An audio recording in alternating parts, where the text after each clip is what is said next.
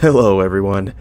We recently received new information pertaining to subjects like quantum jumping, including blind jumps and quantum linking, ship customization, docking with ships and stations, and the radar system, all of which I'd like to share with you. So let's get to it. First, I'd like to talk with you about quantum jumping. Back in 2.6, we could blindly quantum jump, which is being able to quantum jump without having to first set a destination marker. But we lost that ability in 3.0. So how are explorers supposed to get to any place that isn't already on the map? The good news is that blind jumps are not gone, and it's still going to be an integral part of the game designed for exploration. Pilots will be able to spot something off in the distance like a nebula or some unknown blip on the radar, and be able to jump to it even though it's still unexplored and has no nav beacon leading you directly to it. The limitations for this are going to be the range of your quantum drive, which is going to allow larger ships to jump longer distances than the other ships are, and be able to explore further out along the rim. The idea for blind jumps is to be more of a tool of the explorer, and for right now they're focusing on developing shipping lanes, which are places that connect point to point before blind jumps are introduced back into the game. The next quantum jump mechanic that they're working on is quantum linking, which was a popular feature that people wanted to see get put in.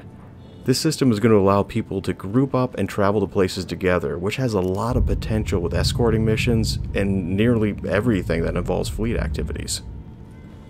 The next thing on the docket is ship customization. The first iteration of ship customization is going to be focused on cockpit flare, which will allow people to place items on their dashboard and within their immediate view as they fly about.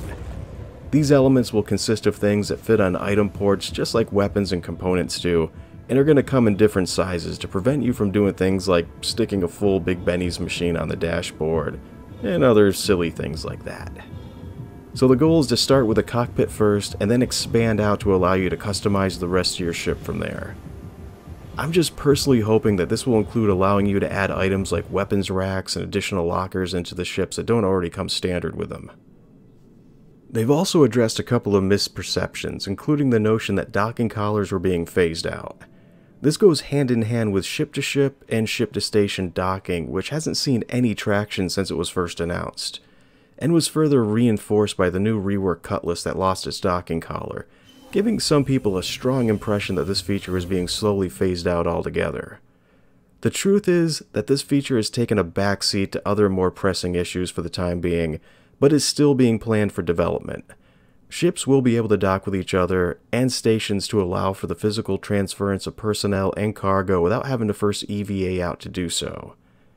The redesign of the Cutlass wasn't symbolic of this feature going away, but was more of a re-evaluation of the ship's design.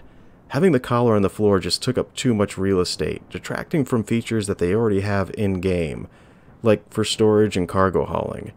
And since the side doors already allowed people to exit the ship quickly, the docking collar, although looking cool, became viewed as a redundant feature and was taken out.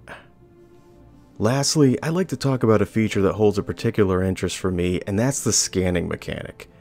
This is something that the US Vehicle Features team is currently working on.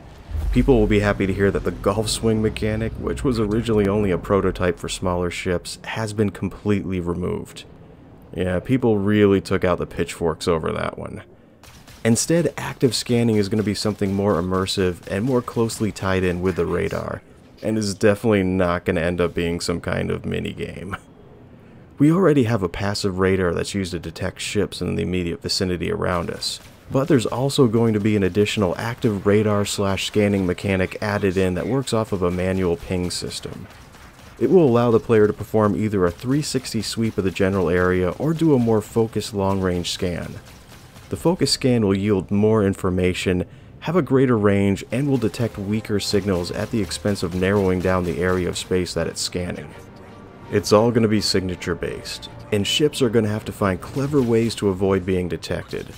For instance, CS signatures can be masked by hiding behind things like a planet or asteroid. And you can obscure your EM signature by stationing your ship in front of something that gives off a lot of EM radiation like a sun, making it harder for the scan to differentiate between the sun and your ship. The active scanning system is designed so that your first ping is going to return some really low fidelity information that will identify points of interest. If you focus your scanner and get closer, it'll yield more information about each individual point that you've discovered. With ships, you'll be able to tell things like who's the owner, if they're a part of any factions, the ship type, its cargo, armaments, and how damaged the ship is.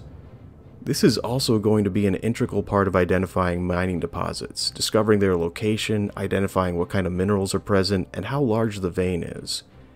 This is being worked on right now with the intention of getting it ready before the mining mechanic is integrated into the game, which is scheduled for the 3.2 update.